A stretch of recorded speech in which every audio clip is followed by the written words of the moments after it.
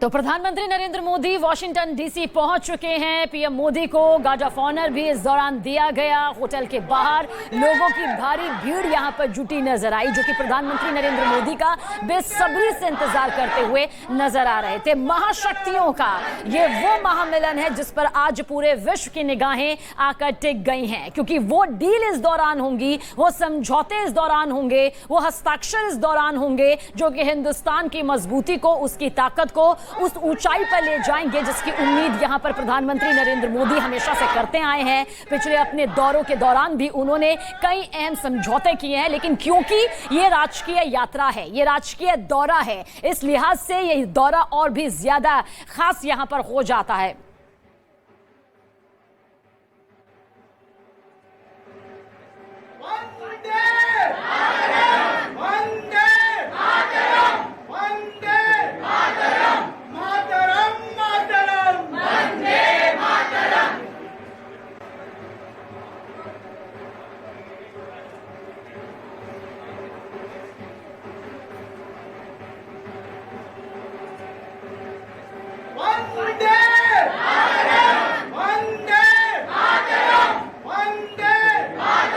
और हमारे सहयोगी अमिताभ सिन्हा इस वक्त हमारे साथ मौजूद हैं। अमिताभ जी, विदेशी जमीन पर जब वंदे मातरम, भारत माता की जय, ये गूंज सुनाई देती है तो यकीनन सीना गर्व से चौड़ा हो जाता है। पूरा मोदीमय तो नजर आ ही रहा है, साथ ही कहा जा सकता है कि अब भारत की वो ऊंचाइयां नजर आने वाली हैं जिसकी उम्मीद हर भारतीय इस वक्त कर रहा है।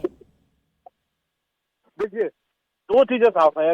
वंदे मातरम की आवाज हो, भारत माता की जय की आवाज हो, ये इंडियन डायस्पोरा की आवाज है जिसको प्रधानमंत्री मोदी ने मजबूती दी है, उनको आवाज दी है। ये बहुत बड़ी बात होती है, क्योंकि अगर अंतर्राष्ट्रीय योग दिवस मनाया जा रहा है और यहाँ पर 135 देशों के नुमाइंदे प्रधानमंत्री मोदी के साथ अगर यहाँ पर योग कर रहे हैं तो ये बहुत बड़ी उपलब्धि है इंडियन डायस्पोरा की। कम से कम एक जमाने में जब वीजा मिलना और पासपोर्ट बनवाना तक मुश्किल हुआ करता था, वो अब देखिए ईज ऑफ लिविंग के तहत कितना आसान हो गया। अब आपके पासपोर्ट में डिले नहीं होता। अगर ई वीजा का सिस्टम शुरू कर दिया है, पीआईओ को प्रधानमंत्री ने 2014 में ही 15 में वादा किया था कि वो आपको ई वीजा देंगे, पीआईओ की वो मुश्किलें आसान कर दी हैं। तो अब कम से कम जो दुनिया भर में बसे भारतीय हैं, खासकर अमेरिका जो इंडियन हो गया है कि कम से कम एक ऐसा नेता आया, राजनेता आया है जो सीधे भारतीयों से अपने आप को कनेक्ट करता है, सीधे भारतीयों से अपने आप को जोड़ता है। उनकी आउटरीच जो है वो जनता के साथ है। वो चाहते हैं, प्रधानमंत्री खुद चाहते हैं जनता उनके साथ जुड़े। प्रधानमंत्री खुद चाहते हैं जनता उनके साथ सेल्फी ले। तभी तो आपने देखा वो हर बारी गाड़ी से उतरकर लोगों के बीच कि लोगों को न सेल्फी लेने में दिक्कत हो, न उनसे हाथ मिलाने में दिक्कत हो, प्रधानमंत्री को आप टच कर सकते हो। और यही वंदे मातरम का नारा दिखाता है कि कैसे प्रधानमंत्री ने पिछले जो 7-9 साल के कार्यकाल में जितनी अभी अमेरिकी भारतीयों के उत्साह में, उनके गर्व में ज्यादा इजाफा हुआ है। हमारे नीले पासपोर्ट की ताकत और ज्यादा बढ़ती चली गई है। तो ये मायने रखता है प्रधानमंत्री का और भारतीय की जनता का वहां जुटना।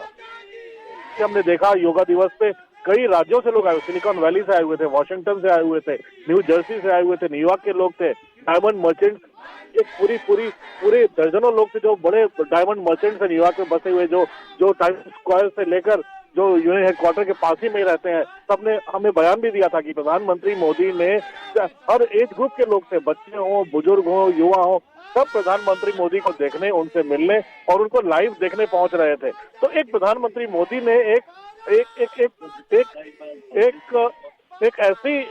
ऐसा जज्बा जगाया है भारतीयों में जो उनको गर्व से वो कह सकते हैं कि हम भारतीय हैं। तभी तो अमेरिका में वंदे मातरम, तभी तो अमेरिका में भारत माता की जय के नारे गूंज रहे हैं। और यही प्रधानमंत्री मोदी की सबसे बड़ी उपलब्धि है कि पूरी दुनिया में भारतीयों को अपनी आवाज दी है, भारत की मान को बढ़ाया है, भारत को ताकत दी है।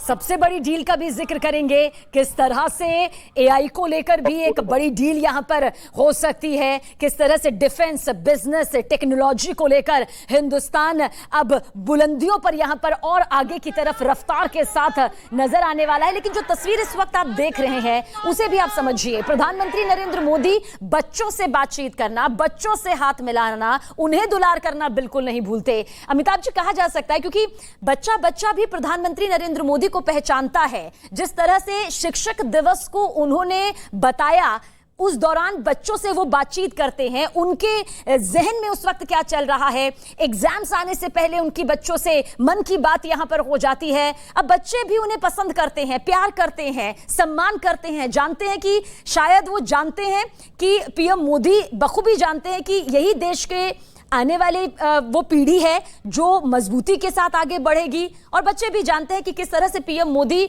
उनकी हर भावना को वो सम्मान देते हैं। बच्चे देश का कल है। बच्चे जो दुनिया के बाहर के देशों में बसे हुए भारतीय मूल के बच्चे हैं, वो भारत का नाम से आगे बढ़ाएंगे। और यही कारण है कि प्रधानमंत्री जो आने वाले कल का निर्माण करने वाले बच्चे हैं, उन बच्चों में भी हैं और तभी तमाम बच्चों से मिलते हैं। कल भी एक जैसे ही न्यूयॉर्क में वो होटल पहुंचे थे, एक बच्चा उनकी खुद की बनाई पोर्ट्रेट लेकर सामने खड़ा था उस भीड़ में, और प्रधानमंत्री उसके पास आए, उसके सर पर हाथ रखा, उसके पोर्ट्रेट पर अपने ऑटोग्राफ भी दिया। और वो बच्चा आया था रिचमंड, जो वॉशिंगटन डीसी के से भी 2 घंटे की दूरी पर है। तो ये मायने रखता है कि प्रधानमंत्री उस भीड़ में भी उन बच्चों के साथ संवाद कर लेते हैं, आंखों से संवाद कर लेते हैं, उनको आशीर्वाद दे देते हैं, उनके साथ चहल करते हैं। ऑस्ट्रेलिया भी अगर गए थे तो वहां भी वो बच्चों के साथ एक पूरा का पूरा एक झुंड है जो बच्चों का, जो जिसके साथ वो मिल रहे थे। तो ये प्रधानमंत्री की ये उपलब्धि है कि अगर चाहे किसी भी आयु का हो, किसी भी वर्ग का हो, चाहे किसी भी संप्रदाय का हो, प्रधानमंत्री यहाँ सबसे मिलने में, सबसे अपनी बातें करने में, सबसे भारत 130 करोड़ भारतीयों की बात करने में प्रधानमंत्री कभी पीछे नहीं रहते। और यही भारतीयों को भी ताकत देता है, और प्रधानमंत्री मोदी की भी वही ताकत है। तो देखिए अब किस तरह से आगे और भी ज्यादा भव्य तस्वीरें निकलकर सामने आने वाली है। वॉशिंगटन डीसी में प्रधानमंत्री नरेंद्र मोदी का भव्य स्वागत किया गया, गार्ड ऑफ ऑनर उन्हें यहां पर दिया गया। भारतीय समुदाय के लोगों के जरिए जो उत्साह हमेशा से नजर आया, एक बार फिर से वही कुछ विदेशी जमीन से वंदे मातरम के जरिए भारत माता की जय के नारे के साथ में भी नजर आया है। तो मोदीमय फिलहाल इस वक्त पूरी तस्वीर इसलिए भी नजर आ रही है क्योंकि प्रधानमंत्री नरेंद्र मोदी इससे पहले भी कई बार अमेरिका का दौरा कर चुके हैं, लेकिन क्योंकि ये राजकीय दौरा है, राजकीय यात्रा है, इसलिए बहुत ज्यादा खास हो जाता है। क्योंकि अमेरिका ये सिर्फ उस वक्त देता है न्योते के तौर पर, निमंत्रण के तौर पर, जो कि उसका सबसे ज्यादा निकटतम होता है, यानी कि सबसे ज्यादा करीबी।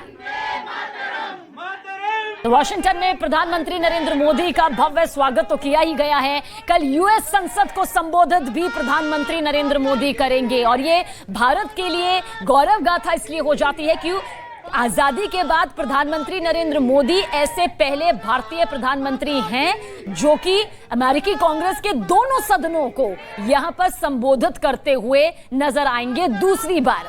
अमिताभ जी, क्या कुछ कहा जा सकता है?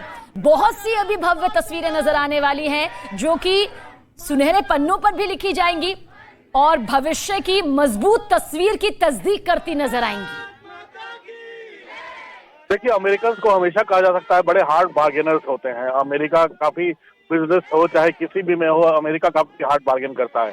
लेकिन प्रधानमंत्री अगर आंख में आंख मिलाकर बात कर रहे हैं, अगर बराबरी पे बात कर रहे हैं, तो ये दिखाता है कि वो दुनिया के सबसे शक्तिशाली देश हैं, सबसे आर्थिक सुपर पावर है, नंबर 1 है। लेकिन भारत भी अब दुनिया की 5वीं बन चुका है। सारी सीढ़ियां चढ़ता हुआ कोरोना के बाद का भारत अब दुनिया की 5वीं सबसे बड़ी आर्थिक महाशक्ति है। दोनों दुनिया के सबसे बड़े लोकतांत्रिक देश हैं, और यही बात है जो दोनों देशों को नेचुरल अलाई बनाती है। स्ट्रैटेजिक पार्टनर अच्छी बात है, आप डिफेंस डील भी कर रहे हो, तमाम चीजें कर रहे हो, लेकिन सबसे जो अहम बात होती है वो इकोनॉमिक डील्स होती हैं। आर्थिक मामलों में, शिक्षा के मामले में, जो फ्यूचर टेक्नोलॉजीज है उसको कैसे बढ़ाना है, उसके बारे में अमेरिका से भारत सीखना चाहता है। अमेरिका को भी अपना बिजनेस बढ़ाना है, चाहे वो आर्टिफिशियल इंटेलिजेंस का मामला हो, चाहे सुपर कंडक्टर्स का मामला हो, चाहे क्वांटम टेक्नोलॉजी का मामला हो। ये तमाम चीजें ऐसी हैं जिसको लेकर प्रधानमंत्री इस बार अमेरिकी उद्योगपतियों से ही बात करेंगे, अमेरिकी सरकार से ही बात करेंगे। और मुझे लगता है भारत नेचुरल लड़ाई है तो अमेरिका भी अब थोड़ा सा नरम पड़ता जा रहा है, क्योंकि शी जिनपिंग को लेकर जो वाद विवाद चल रहा है, चीनी दूतावास ने जिस तरह से अमेरिकी राष्ट्रपति बाइडेन के बयान को बेतुका भद्दा बताया है, उसके बाद से मुझे लगता है कि अब भारत का यहाँ आना भारत के प्रधानमंत्री का यहाँ आना काफी कुछ मुश्किल में डाल गया है, काफी कुछ परेशानी में डाल गया है भारत के दो पड़ोसी मुल्कों को, जिनके साथ सीमा विवाद लगातार चलता रहा है। तो प्रधानमंत्री का यहाँ पर आना और राष्ट्रपति के साथ, राष्ट्रपति बाइडेन के साथ डिनर करना, ये ऑफिशियल डिनर करना है। और जहां तक कांग्रेस को एड्रेस करने की बात है, ये इससे बड़ी उपलब्धि क्या हो सकती है कि प्रधानमंत्री दूसरी बार स्टेट विजिट पर अमेरिकी कांग्रेस को एड्रेस करेंगे। अब तक मुझे लगता है कि कुछ ही नेता, नेल्सन मंडेला हो, कोई और हो, एक और नेता है जो दो बार कर चुके हैं, लेकिन जो इजराइल के प्रधानमंत्री नेतान्याहू थे वो 3 बार एड्रेस कर चुके हैं। तो प्रधानमंत्री है कि आने वाले दिनों उस रिकॉर्ड को तोड़ दें, क्योंकि अब तमाम भारतीय डायस्पोरा यहाँ था, जा रहा है प्रधानमंत्री और भी लंबा अभी कहने, और बार बार अमेरिका है अपने राजकीय दौरे पर इस तरह से। और सबसे बड़ी बात है कि जो 2000 डिनर दिया था वहां पे राष्ट्रपति ने, उस डिनर को लेकर जितना उत्साह था, जिस तरह से लोग उस समय तत्कालीन राष्ट्रपति, अमेरिका के राष्ट्रपति को रिक्वेस्ट कर रहे थे कि हमें वहां आने का मौका दिया जाए, कुछ उसी तरह का माहौल इस बार प्रधानमंत्री मोदी के साथ हो रहे हैं। स्टेट में है कि मोदी जी आपने हमें मुश्किल में डाल दिया है, ऐसे ऐसे लोगों के संदेश आ रहे हैं थाने पर बुलाने के लिए, जिनके बारे में जानता तक नहीं। तो ये अद्भुत है, कभी ऐसा नहीं हुआ था। तो ये भारत के लिए, सिर्फ प्रधानमंत्री मोदी के लिए नहीं है, भारत के लिए भी बड़े मान की बात है कि उसके प्रधानमंत्री को इस तरह से सम्मान दे रहे हैं दुनिया के सबसे शक्तिशाली व्यक्ति, जिसको कहा जा सकता है राष्ट्रपति, जो दुनिया का सबसे शक्तिशाली व्यक्ति होता है। तो हिंदुस्तान को सर्वश्रेष्ठ सम्मान देखिए किस तरह से बदलते वक्त के साथ मिलता गया है। हिंदुस्तान हमेशा से सम्मानजनक रहा है, हमारी संस्कृति, हमारी परंपरा, हमारी नीतियां हमेशा मदद करने वाली रही। और शायद यही वजह है कि जब कोरोना जैसी महामारी आई तो हिंदुस्तान ने न सिर्फ हिंदुस्तानियों को मुकाबला करना सिखाया, हर बुरे दौर में साथ दिया, बल्कि हमने पड़ोसी देशों का, विदेशी मुल्कों का भी उतनी ही बढ़ चढ़कर मदद करने में अपनी भूमिका निभाई है। और शायद यही वजह है कि जन जन ये जानता है कि हिंदुस्तान की ताकत ने यहां पर बढ़ोतरी अगर की है तो मददगार तौर पर भी हिंदुस्तान की वो छवि निकलकर यहां पर सामने आई है। क्या कुछ अमिताभ जी आप यहां पर कहेंगे, क्योंकि हिंदुस्तान हमेशा एक मददगार देश के तौर पर भी सामने रहा है। उसने अपनी मजबूती का इस्तेमाल सिर्फ खुद की मजबूती के लिए ही नहीं करा है, बल्कि अपने पड़ोसी देशों की मदद के लिए भी आगे आया है। ये भी स्ट्रेटेजी हिंदुस्तान की हमेशा से देखने को मिलती रही है।